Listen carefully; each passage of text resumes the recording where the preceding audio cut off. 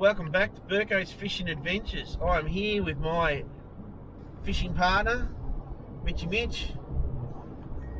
We are heading down to Lake's Entrance today. They have they've had it for the last 4 years. This will be its 4th year over the long weekend, which is Labor Day weekend. Hooked on fishing. I've never been before.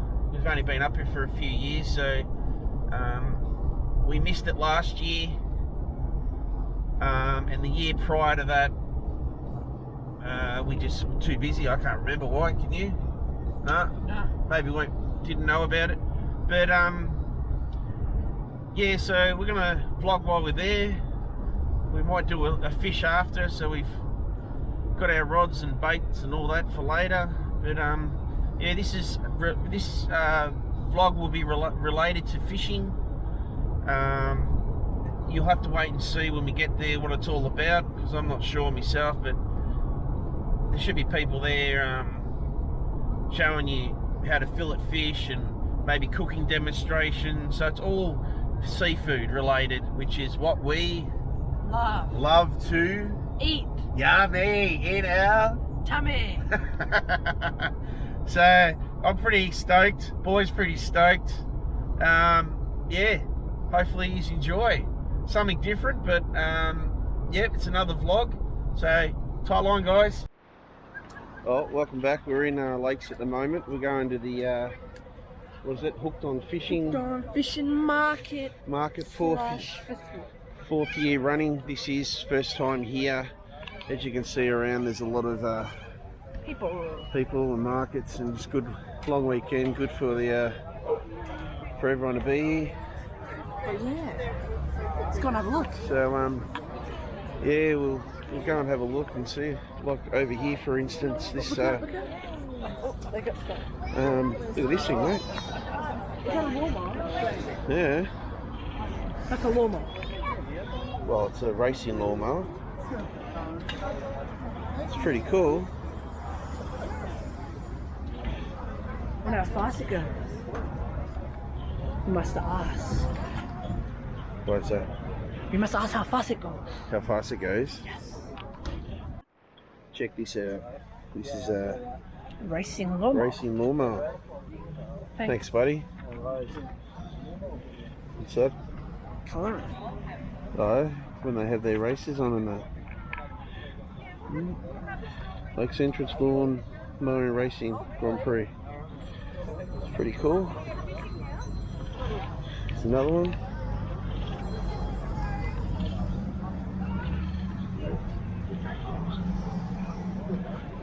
Awesome. How fast is this one Let's ask how's the speed. Clock to be around about 105. That's on the track. 105 kilometres? Yeah? Whoa, that's quick. Very quick. I was just saying to a gentleman before, when you see them at the start stand, there's normally about 4 abreast. They start off, and especially this A class, 450 motor. Yeah. They're just like bloody rockets Yeah. for that first turn. Awesome. So they are originally were a lawnmower, as you can see the rear end, Yes. and then you modify it. It's yeah, made up into a frame there, Yep. basically. A lot of the front end components are part of go-kart makeup. Yep. And the rear end.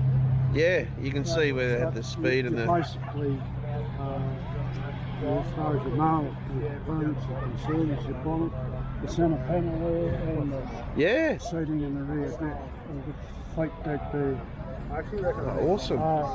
As you were saying before, the grandson, when I first started out, I sort of kept the class as the mower, sort of steered. Yep. The likes of John Deere, they only fine metal fabrication, just didn't stand up to Yeah. Okay. dangerous in that respect. Yep. Hence the framework started to come into Yeah. play then. Because this is really popular in America, isn't it? You sort of they go a little bit further than this. Like they put V8s in it and stuff like that. Probably has an NCI, probably a little bit ignorant of that. Yeah. So what size is the motor in this? This is a 450. 450cc. Yeah. Out of the motorbike, is it? Or yes. Yeah, they're motorbike engines too. But Okay. They're China made. Yep. They come complete. Oh, okay. So you buy it complete. Yep. Just about all the running gear. Oh, that's the engine, the carb, the whole lot. Oh, nice. It's just virtually new design gear. Framework with bolt in. Oh, cool. Yeah. Oh, thanks. A lot of people now are starting to go for the style of mower. But then on our website, we've got we have got regs, minimum width, As say a young buck improves, set chassis you and step stuff. up in But class. pretty Yep. open. Next size motor is able to fit into it. Oh, okay. So, You know, yeah, that's because good. This is a 200 Yep. cc class. Yep. They start off with 110, 200. There's a 250 class, Yep. which is some of them are two-stroke engines, Well, where this big banger is 450. This is yeah. A class. Yeah. What's one of these worth? Well, I think roughly to young grandson knows more than I do. I'm just here helping you out. Yeah. I think you basically look at, well, this was just not very old. Yep. And I think basically it was about $4,000 involved. I mean, that's including the engine on it. Yeah. And once you've sort of got that made, Yep. you're pretty well right. You know? Yeah. Yeah. You're not Okay. I don't know what it actually initially cost Ray to build this one up, because this is one of his first projects. Yep. But, Oh, nice. yeah, that's right. Sorry about interrupt. You were saying before this one's about 4,000. Yeah, from start to finish. Yep. What was the dad's first one here? My one to build. Yeah.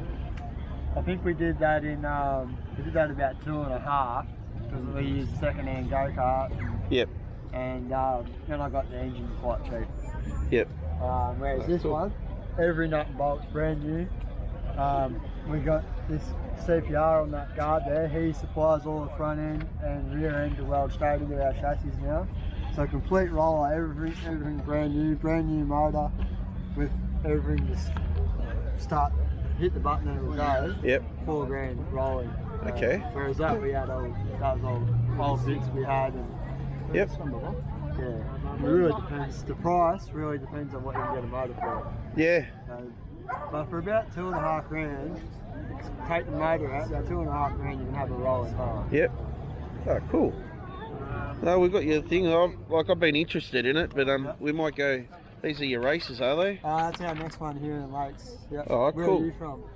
From Swan Reach.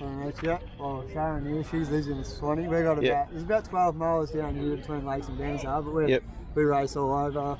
We grab grab that. Oh, yeah? Yep. Go on our Facebook page and our website, and that's got all our calendar. We race all over. They're at Cobram racing today. Yep. Race Oh, all over cool. Victoria and that. No, But well- this is our first one in Lakes. We've been racing bands. I've been trying for a few years to get one here. Yep. Finally got it. So yeah, come and have a watch, and Yeah. we'll have about 30 odd mowers. So there's lots of Oh. different mowers and people to talk to. And, Yeah. Oh, but cool. if definitely if you're interested, jump on there on the website, and my old man's name's Ray McKay's his name. His number and that's on the website. He's a tech advisor. So Yep. and he's the shed's open. Come have a look and Yeah. tell you a bit about it. Oh, awesome. Yep. Oh, thanks for that. No worries. Cheers. Thanks for that, buddy. Yeah, that's all right. Oh, we might go and have a squiz at that next time, Mitchell.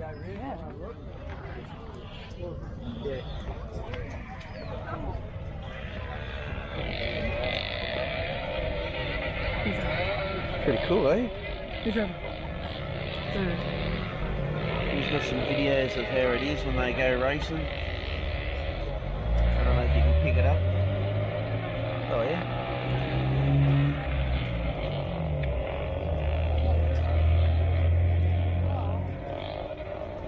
Oh. That looks pretty cool. Yeah. Oh, thanks, mate. That's yeah. Oh, that was pretty informative and very interesting for the guy I've to seen let 2 us Frenchies talk about that. and a pug. But yeah, as you can see, they've got a market going. I've seen 2 Frenchies and a pug. Oh, we'll go over and have a look over here. All right, stay tuned. No, this is a register here. I don't know what it's really about, but as you can see, this is what we're on to see. It's Hooked on Fishing Lakes Victorian Fisheries Authority register here. Fishing clinics, 10 a.m. 11.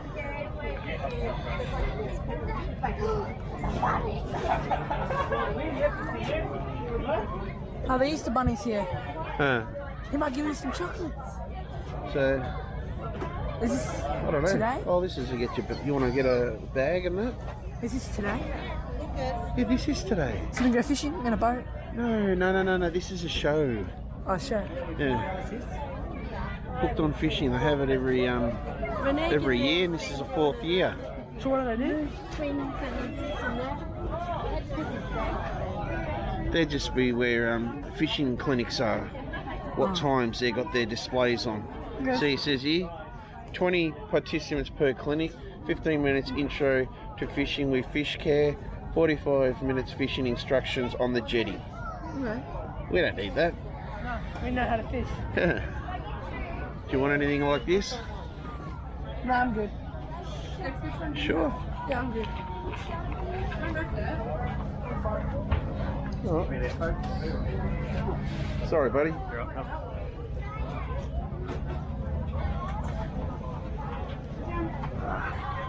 We know all that. Yeah.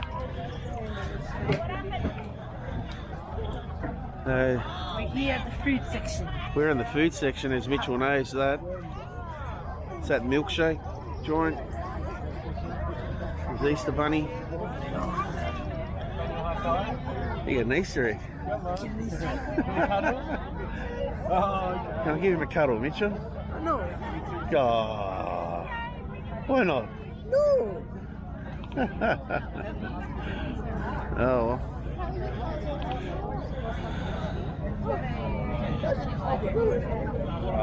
well. Well, this is for when you go out your boat, so you register so they know where you're going. And I want to go scuba diving.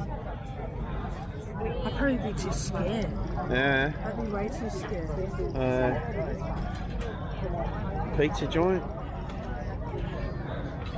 It's over here, Fishing. Victoria Fisheries Authority. Let's get family fishing. Would you like to win a holiday? Huh.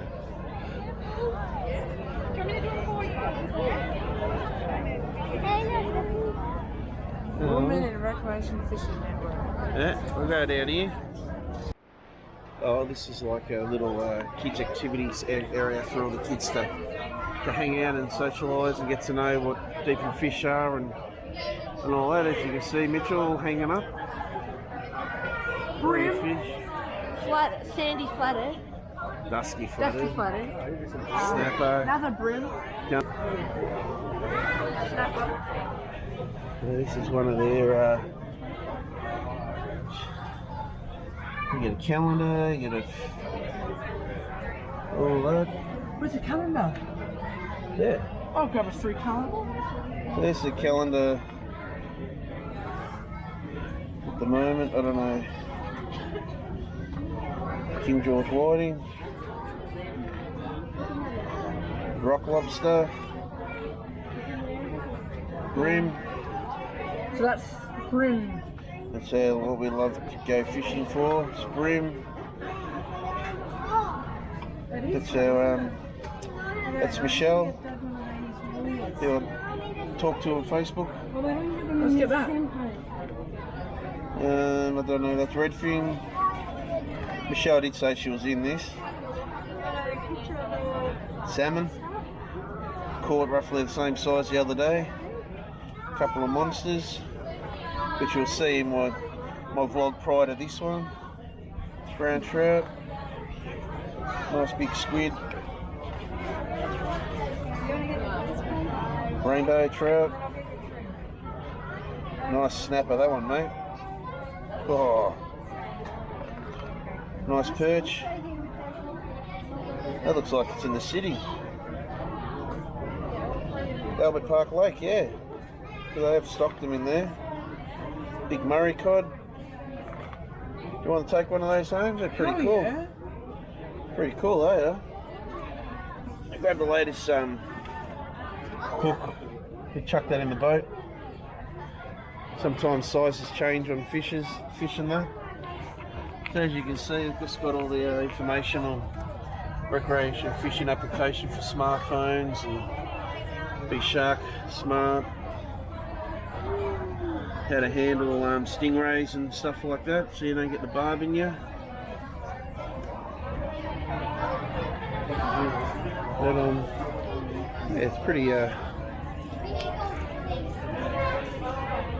it's pretty good little setup for all your kiddies and that. Alright, we'll wander down, have a look a bit more.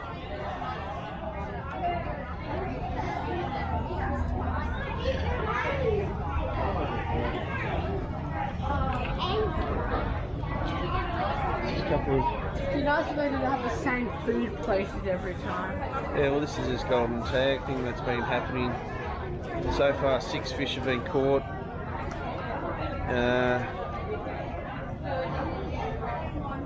One been caught in Cunningham Arm as well, just the other day. That's pretty cool.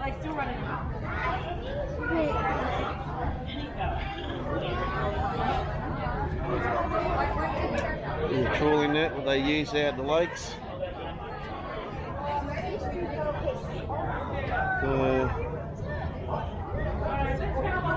So they just pick up anything, and whatever get caught in there they don't want, they get hit dies. It's pretty bad.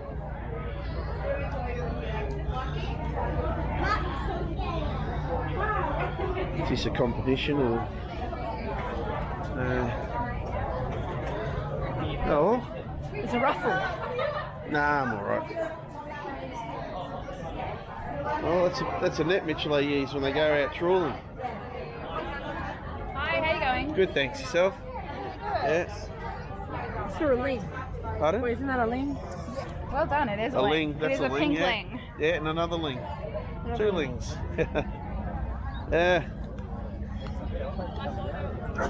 Oh, it's mainly just food and all that out here.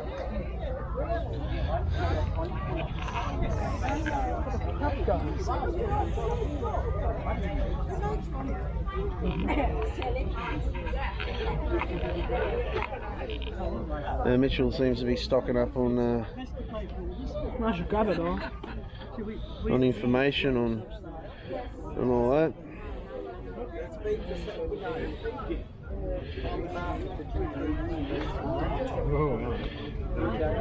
See with this, when I say when we go fishing and we catch a brim, for example black brim, if they're like size, which is rough 29 centimetres, they're nearly 9 years old. That's how long it's taken them to get that. So this is a really good, so people out there know that when they do go catch an undersized fish. What age are they then?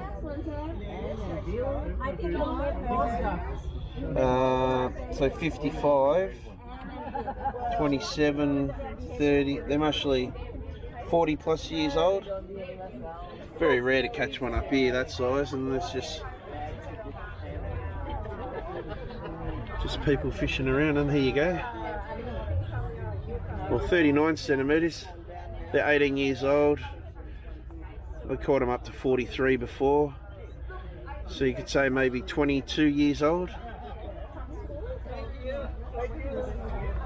Dusky flatty, 30 centimetres, so everyone's aware of.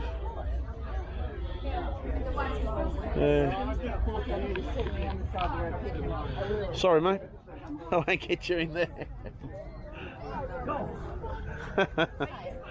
Last time I tried to take my numbers across my chest.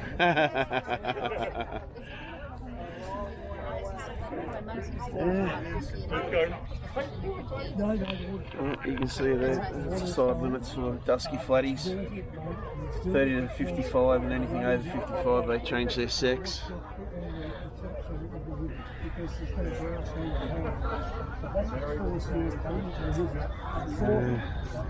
And Brim out here is 28 centimetres. A couple of nice pictures of Brim people's court.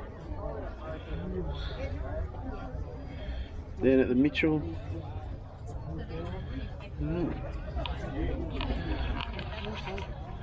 Oh, down here they're doing a fishing clinic on people, showing them how to fish, and I don't know where the boys. You don't ever wander down here and see what they're doing?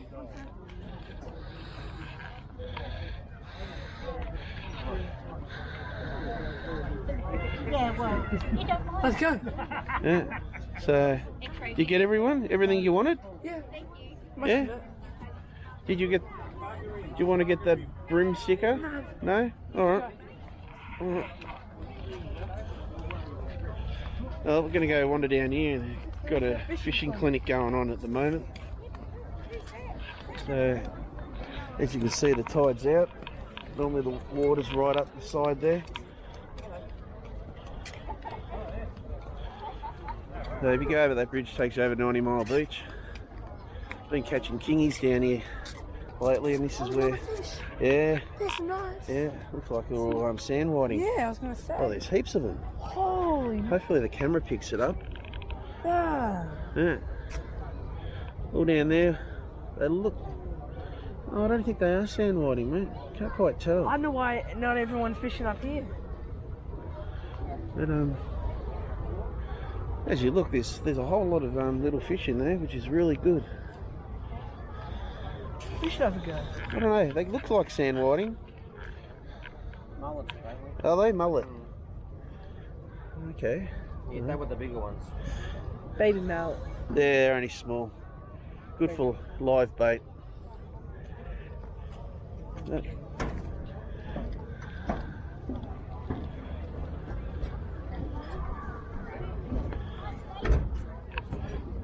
Oh. Have you heard that gentleman say they were live mullet? Or mullet, little baby mullet, juvenile mullets. Pretty cool.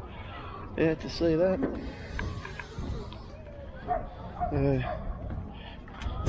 you want to go try and catch a little baby mallet? No. Yeah, as you can see down in there, some more. They look like sand whiting.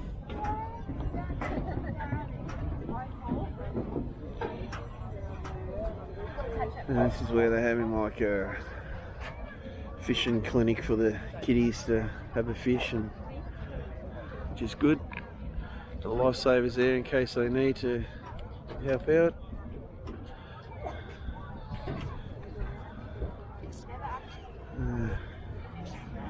It's pretty cool.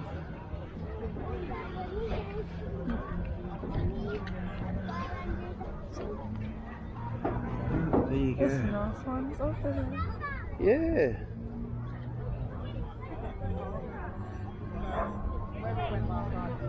If you chuck a bait net down, you'll be alright. You're not allowed to do it. no, they're whiting. They look like sand whiting. Yeah.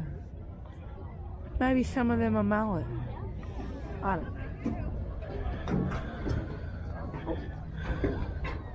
Yeah. Oh, it's fun. Yeah. I don't know if you're going to pick it up. Yeah. Here come more up there. That's good to see. Oh, yeah.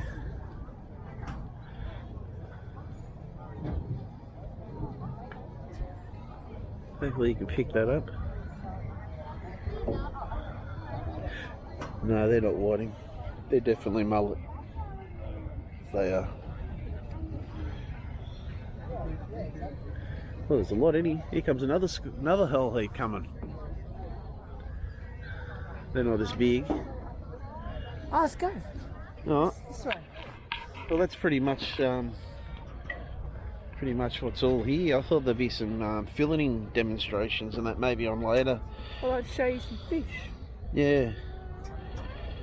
But Pretty bad. there's some nice There's a knife. Oh, big ones down there. yeah. Sitting under the bridge. Or a little walkway to take you under the pontoon. Yeah. Kids over here caught them, they'd like it. Oh. Yeah, I was just going to grab something. Oh well.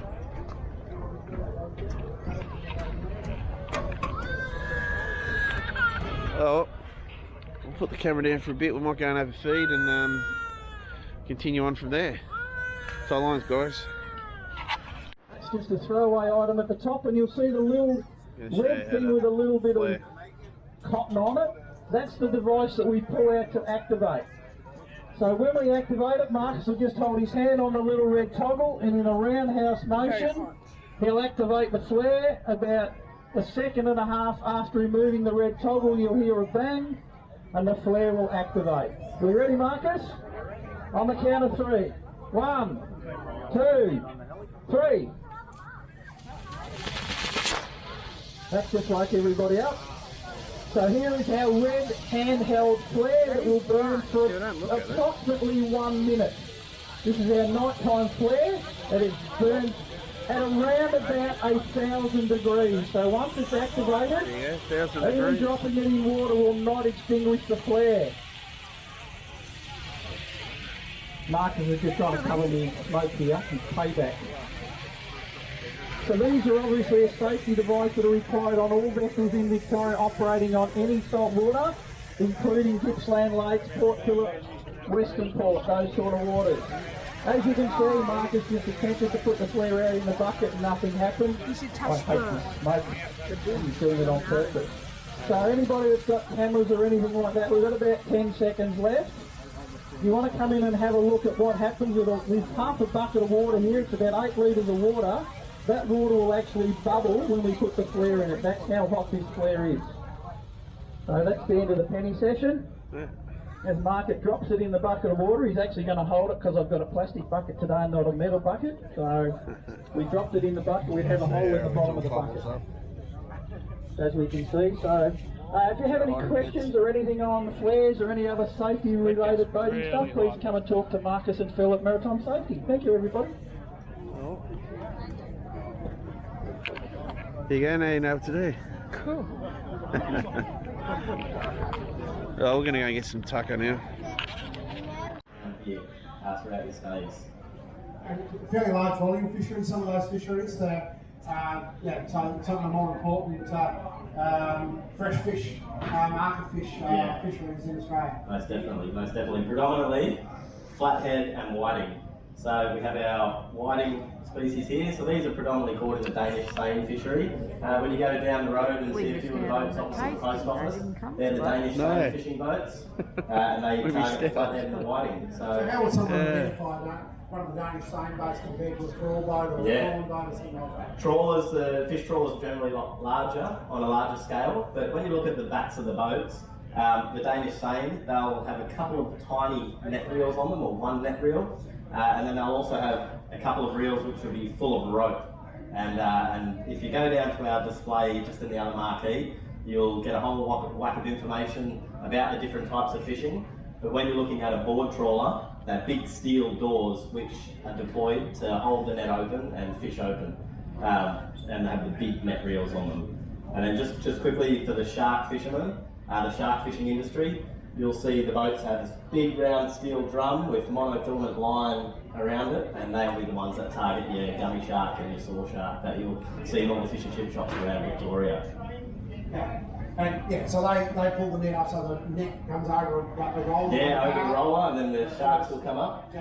So whereas the trawlers normally the fish coming over the back. Yeah, come up in the back, already in the net. All right. So one of the things that we do as a regulatory body is we'll send scientific observers on board our fishing vessels. So at random, we'll call them up and we'll say, hey, Observer Dave's coming out on your boat next week, have a spot for him. And what we'll do is we'll focus on the data collection, biological data collection, because we want to know what our fish species are doing individually. Not every species is the same. So take flathead, for example, it can live up to about 15 years.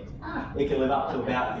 For those who don't know, flathead have spikes. Yes, that's a perfect illustration, down the side, along the top. So these bad boys can live up to about 15 years old, and females generally live a bit longer and a little bit bigger. And there's a number of species of flathead that are caught in the fishery? This is tiger flathead's the main one. You have the eastern blue spot, the Yanks, over you go down and out in the deeper waters a little bit to the west, and you'll get your deep water flathead as well. And they're a different fish than what most people catch in our estuaries, which are dusky flathead. Yes. They're completely different species. Similar tasting characteristics though, and similar price, different price variations as well. Then we have our whiting as well. So as opposed to our flathead, which lives to around about the 15 years old mark, this whiting will live till 7 years old. Only get up to about 33 centimetres as well. So this one here is probably about 4 years old, thereabouts. I'm going to show you what we do to age the fish. Now I can't show you the microscope side of things, but I'll explain the process of what we do to extract them and what information we collect and send along to our laboratories who will continue the And why is analysis. that important? It's important because we want to know how old and how big our fish are before they start to reproduce. So the sexual maturity of a fish.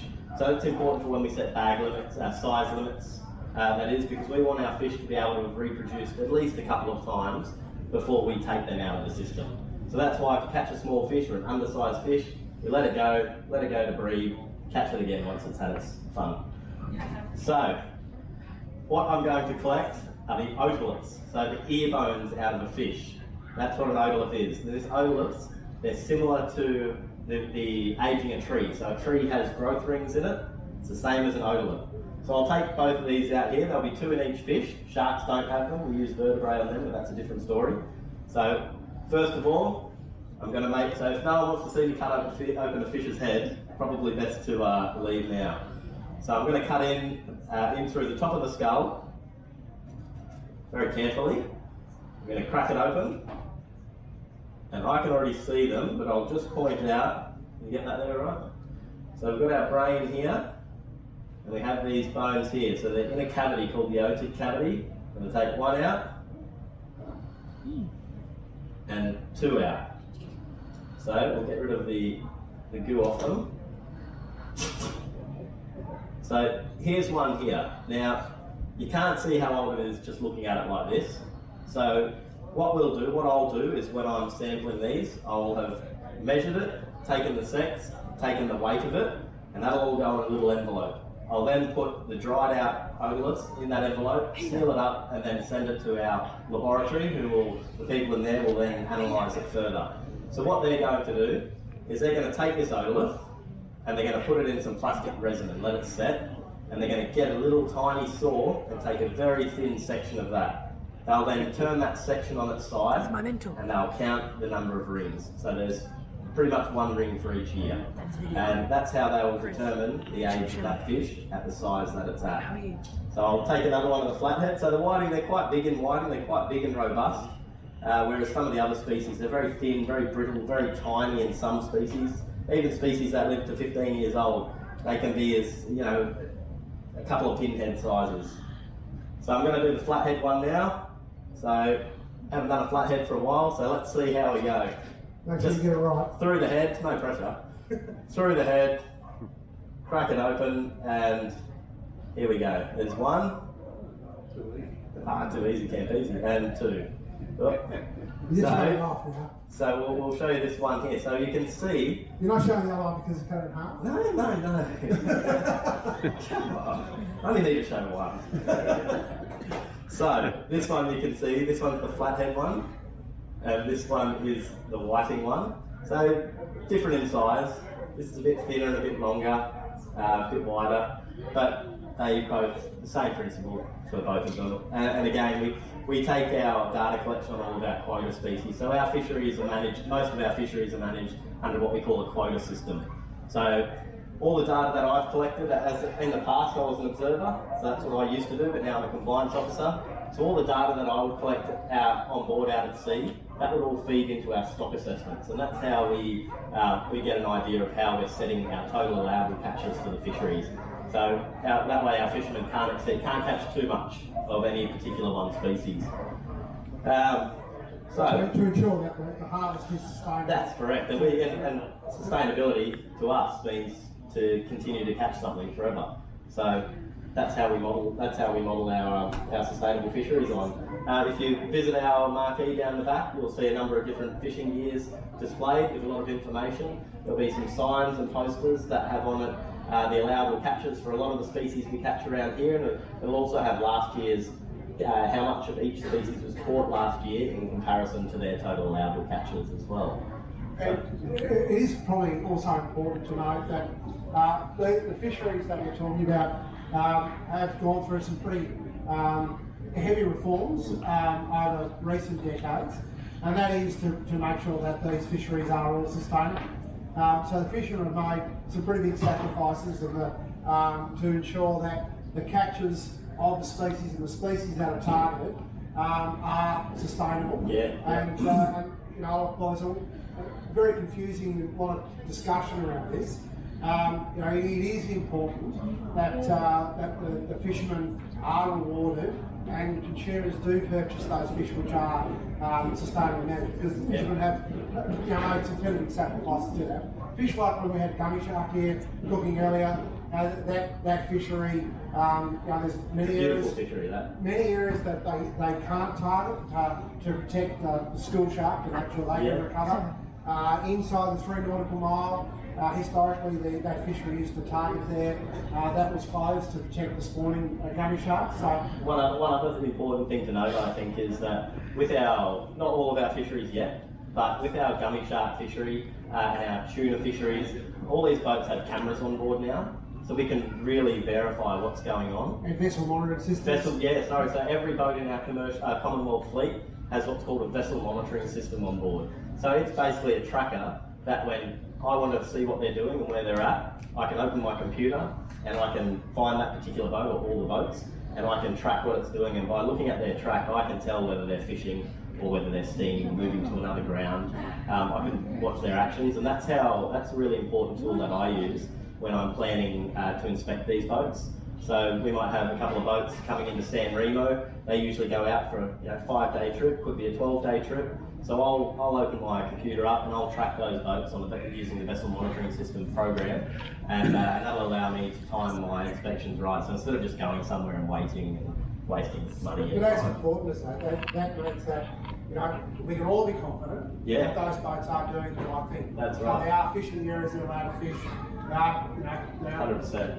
They're not breaking the rules. Yeah. Because they are completely transparent in what they're doing. That's right. We have some of the most highly regulated fisheries in the world. So with recording this footage, with the cameras on board, we can't watch that from the office. What we do is it gets recorded on a hard drive, a secure hard drive on the boat. That hard drive, once full, is sent back to us, and we'll review about 10% of that footage, and it's at random. So the industry doesn't know exactly what we're going to review. So then we've seen an increase in logbook reporting, an improvement.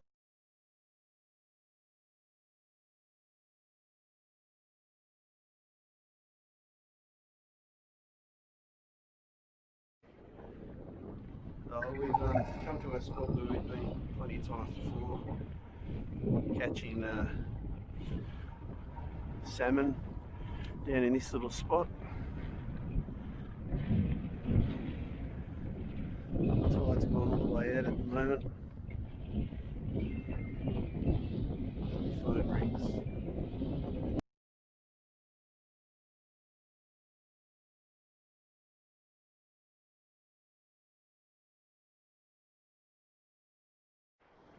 Sorry about that, got interrupted, but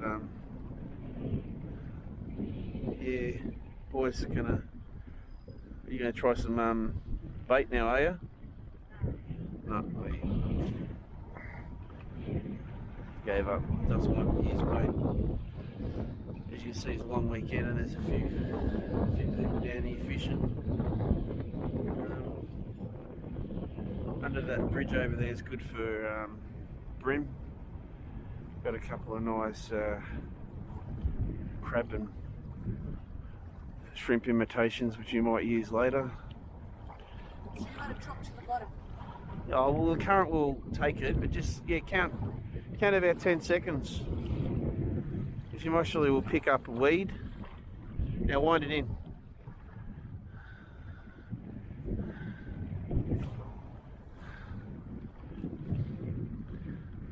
Yep, now wind it hard.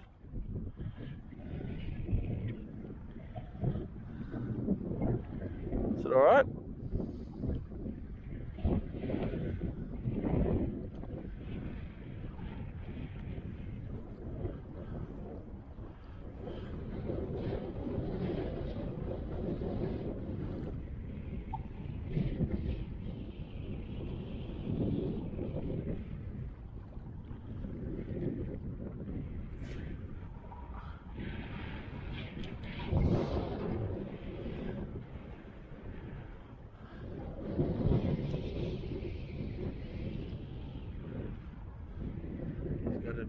Must have got a tangled or a bit of weed. You alright? Yeah.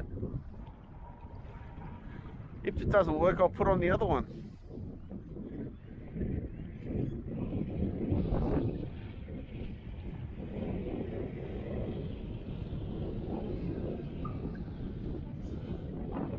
No, you gotta bring it in.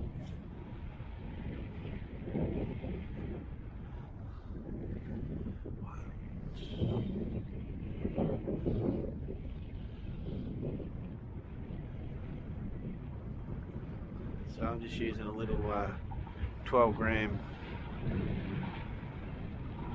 silver wobbler. Running a 10-pound leader. As you can see, I don't think we're going to have much luck here because of the it's very low, the tide.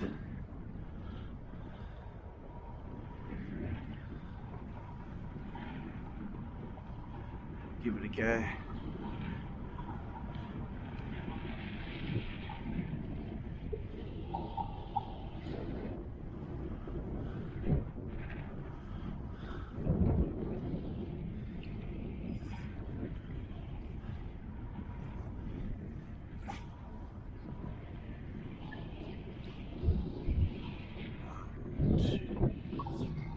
So what I'm doing, I'm counting down 5 and I'm going to get out to 10 to let it sink down a bit. Give it a nice retrieve in. Flick every so often.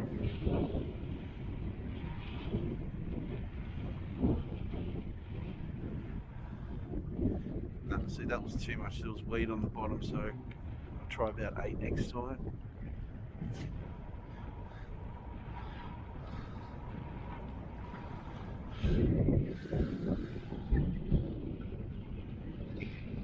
So, wind it in,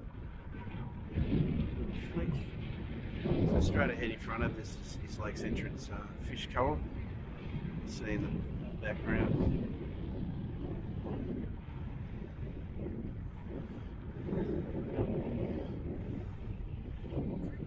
In the car. Oh, I'm just going to change over lure now, so stay tuned.